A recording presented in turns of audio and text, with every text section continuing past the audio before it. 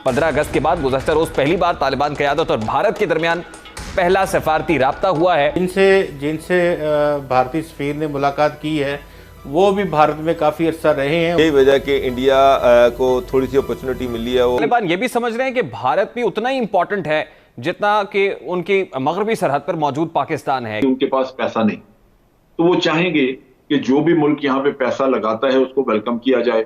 उसमें भारत भी आ गया। 15 अगस्त के बाद गुज़श्ता रोज पहली बार तालिबान क़यादत और भारत के दरमियान पहला सफारती राब्ता हुआ है। इंडियन हुकूमत ने एक प्रेस रिलीज जारी की है। जरा उस प्रेस रिलीज का मतन भी सामने रखिएगा। इस प्रेस रिलीज में दावा किया गया है कि कतर में तालिबान स्तर के सरबराह शेर मोहम्मद अब्बास सतांगज़ई भारतीय सिफारत खाने में इंडियन सफीर दीपक मित्तल से मिलने आए। भारत की जानिब से जारी प्रेस रिलीज के मुताबिक मुलाकात में अमेरिका के इनखिला के बाद अफगानिस्तान में रह जाने वाले इंडियन शहरियों के तहफ़्फ़ुज़ और उनकी जल्द अज जल्द बाहिफाजत इंडिया वापसी के बारे में भी बात हुई है।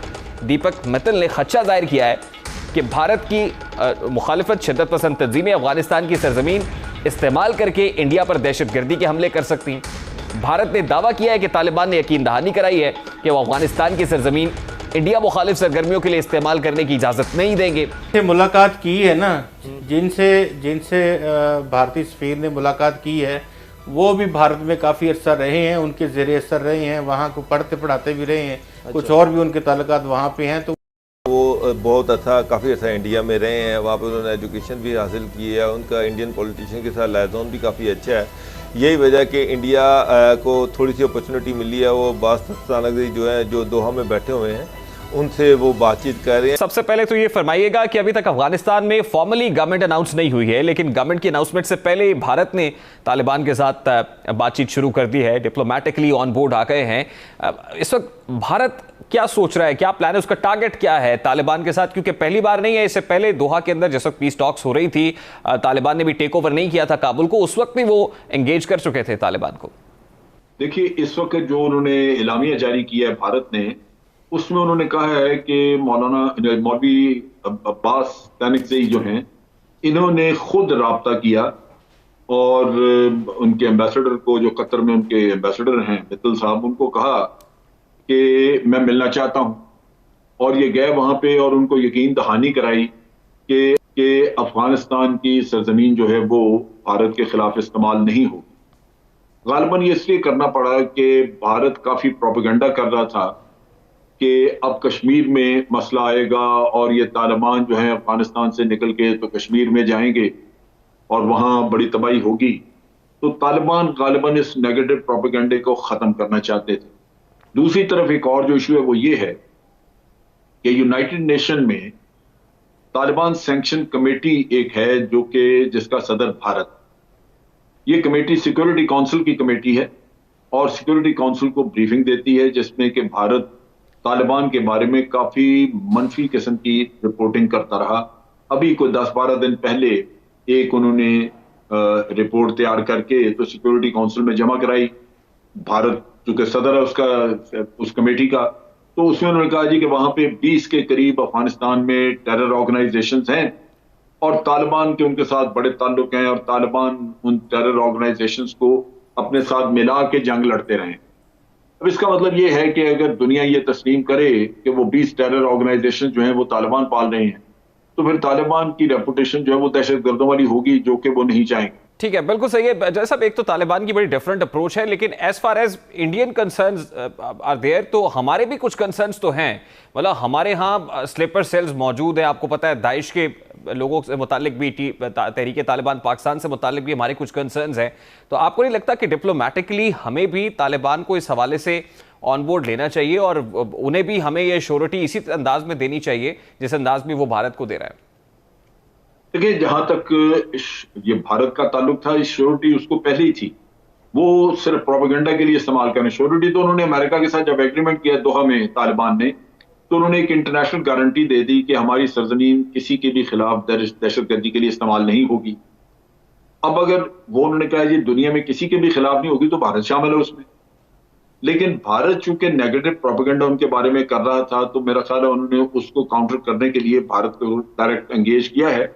वरना तो उनकी ये जो गारंटी है, इसको पाकिस्तान भी इसके बारे में बात करता है, चाइना भी करता है, रशिया, ईरान सब करते हैं क्योंकि सबसे पहले तो हमसाया ममालिक को खतरा है। तो इसके साथ साथ जरा साहब, अगर क्या वहाँ तालिबान ये भी समझ रहे हैं कि भारत भी उतना ही इंपॉर्टेंट है जितना कि उनकी मगरबी सरहद पर मौजूद पाकिस्तान है? क्या तालिबान को ये रियलाइजेशन है? मेरा ख्याल है आप किसी हद तक कह लें, वो ये है कि पाकिस्तान की पॉलिटिकल सपोर्ट की जरूरत है, क्योंकि पाकिस्तान हमसाया ममालिक के साथ ऑन बोर्ड है और हमसाया ममालिक के साथ हमारे राब्ते हैं। हम बहुत पहले से ये राब्ते रख के बैठे हुए हैं रशिया के साथ, चाइना के साथ, और हमारे मुफादात हैं इकट्ठे। लेकिन दूसरी तरफ यह है कि भारत ने वहां पे पैसा लगाया है और भारत ने कुछ 400 के करीब प्रोजेक्ट छोटे मोटे वहां पे शुरू किए हुए थे, जो गालिबन तालिबान चाहेंगे कि वो मुकम्मल किए जाए। आज तालिबान का सबसे बड़ा मसला ये है कि उनके पास कैश नहीं, कैश फ्लो नहीं है, जिससे वो अपने मुख्तलिफ महकमे उनको फाल नहीं कर सकते। भारत गालिबन, आप जो बात कर रहे हैं वो दुरुस्त है कि वो पैसे के लिए चाहेगा, क्योंकि भारत ने वहां पे 400 के करीब छोटे बड़े प्रोजेक्ट वहां शुरू किए हुए थे। आज तालिबान की सूरत हाल ये है कि अफगानिस्तान में उनको मुल्क चलाने के लिए पैसे की अशद जरूरत है। उन्होंने अपने अदारे फाल करने हैं, अपने एयरपोर्ट फाल करने हैं, उन्होंने अपनी पुलिस को फाल करना है, इंटेलिजेंस को, अपनी आर्मी वगैरह, तो सबको उन्होंने तनख्वाहें देनी होंगी। उनके पास पैसा नहीं, तो वो चाहेंगे कि जो भी मुल्क यहाँ पे पैसा लगाता है उसको वेलकम किया जाए। उसमें भारत भी आ गया, चाइना को वेलकम करेंगे, रशिया को वेलकम करेंगे, और उनकी बड़ी कोशिश होगी कि अमेरिका भी ऑन बोर्ड आए। आपने देखा कि जो एयरपोर्ट जब उन्होंने काबुल का उस पर कब्जा किया है, तो जो पहली ही उन्होंने वहां पर प्रेस कॉन्फ्रेंस की है ज़बीहुल्लाह मुजाहिद ने, उसमें उसने कहा है कि हम अमेरिका समेत तमाम दुनिया के मुल्कों के साथ अच्छे ताल्लुक रखना चाहते हैं। तो जय साहब, जहां आप दीगर ममालिक की बात कर रहे हैं, वही Pakistan I think needs to be very vigilant in this regard. तो आपको क्या लगता है कि हमारी जो फॉरेन पॉलिसी है at this point in time, वो कितनी इफेक्टिव है तालिबान को लेकर, और क्या हम उनसे बात कर रहे हैं, बराह रास्त हमारी उनसे कोई बातचीत हो रही है? देखिए, हमारी बातचीत तो है, हमारे एम्बेसडर वहां पे बातचीत करते हैं, हमारे एम्बेसडर वहीं मौजूद हैं, वो अफगानिस्तान के मुख्तलिफ स्टेक होल्डर्स से राब्ते में हैं। लेकिन इसके साथ साथ एक चीज ये देखिए कि पाकिस्तान की पॉलिसी ये है कि हम खित्ते के हमसाया मुल्क जिनकी के सरहदें मिलती हैं अफगानिस्तान के साथ, हम उनके साथ मिल के काम करें, क्योंकि उन सब के खदशात वही हैं जो अफगानिस्तान से टेररिज्म के खदशात हैं, वो चाइना, रशिया, ईरान, सबके यही हैं।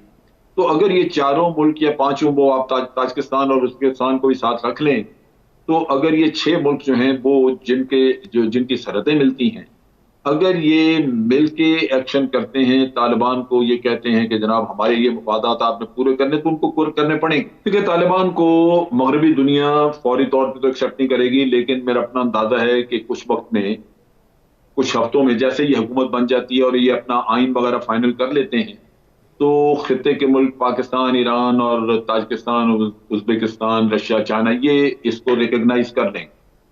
लेकिन बाकी मुल्क जो है वो उन्होंने एक बहाना रखा हुआ है, वो यूनिटी गवर्नमेंट की भी बात करते हैं, साथ वो कहते हैं कि जी ये जो कुछ कह रहे हैं हम फौरी तौर पे इनकी बातों पे यकीन नहीं कर सकते, हम तो अमल देखेंगे कि इनके अमली तौर पे ये क्या कर।